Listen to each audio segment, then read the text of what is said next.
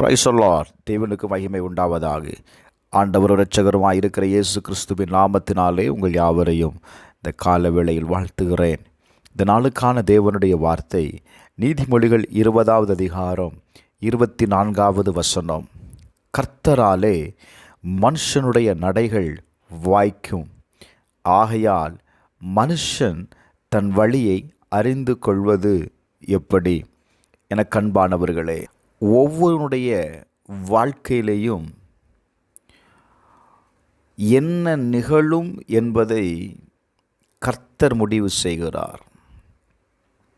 எனவே ஒருவனுடைய வாழ்க்கையில் என்ன நடக்கும் என்பதை அவன் எவ்வாறு புரிந்து கொள்ள முடியும்?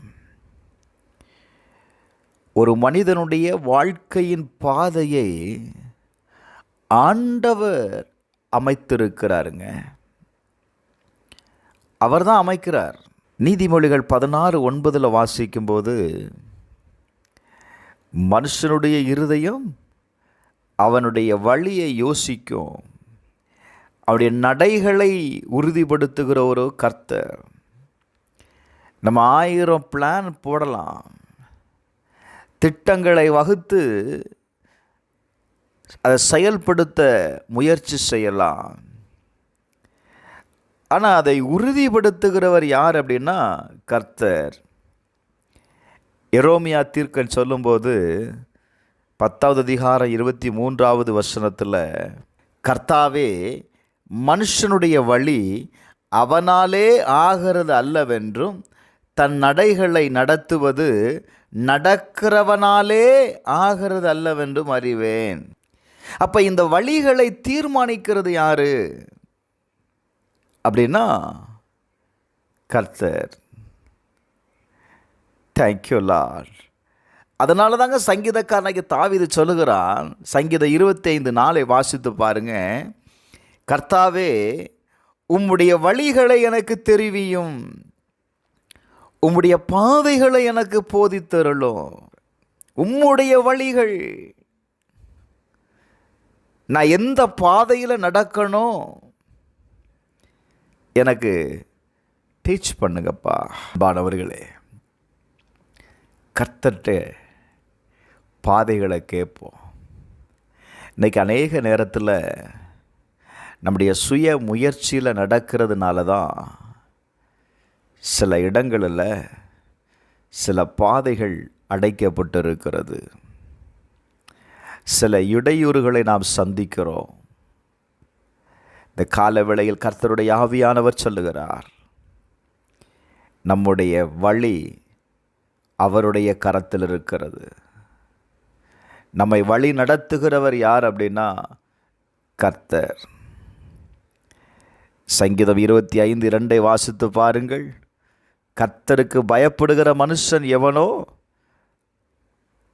அவனுக்கு தாம் தெரிந்து கொள்ளும் வழியை போதிப்பாராம். கர்த்தர் எல்லாருக்கும் தன்னுடைய பாதைகளை காட்ட மாட்டாருங்க.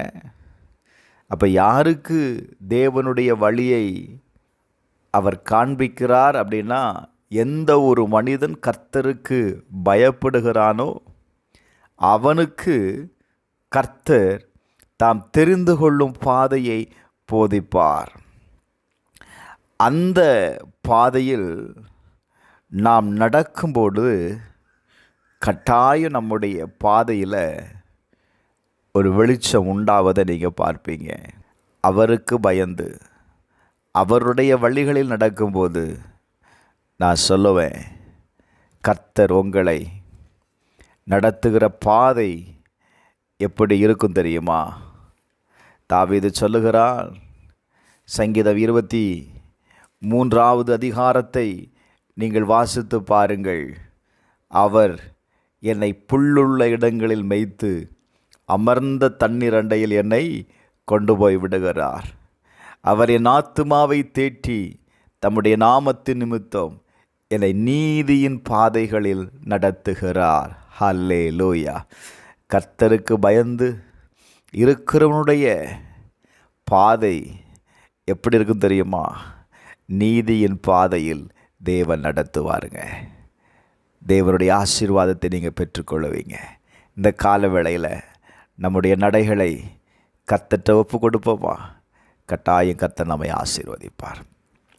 எங்கள் அன்பின் பரலோக பிதாவே, இந்த கால வேளையில் ஆண்டவரை உம்மை நோக்கி நாங்கள் பார்க்கிறோம்ப்பா.